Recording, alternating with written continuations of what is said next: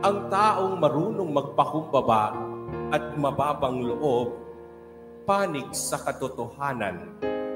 Alam niya ang kanyang kahinaan dahil dito ang sanggalang niya ay ang Diyos.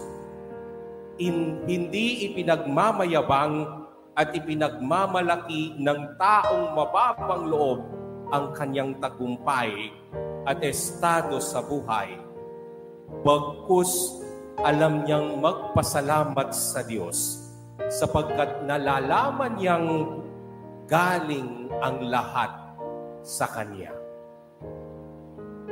Lahat naman ng mayroon tayo, my dear brothers and sisters, mga kasambuhay, kahit sabihin mong dugot pawis ang puhunan mo, galing sa Diyos.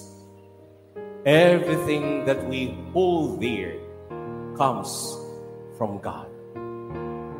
Kaya huwag kang magmataas, huwag kang magmayabang, huwag mong sabihin, Father, pinagpaguran ko ang lahat. Galing sa Diyos ang lahat na yan. Ang talento mo,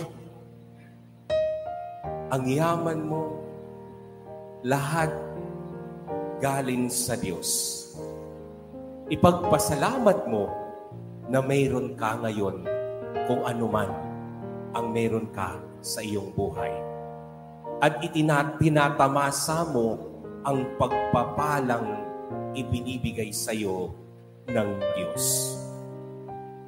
Panghuli, nakukuhang maging masaya ang mapagpakumbaba sa tagumpay ng iba at hinding naiinggit sa ibang tao.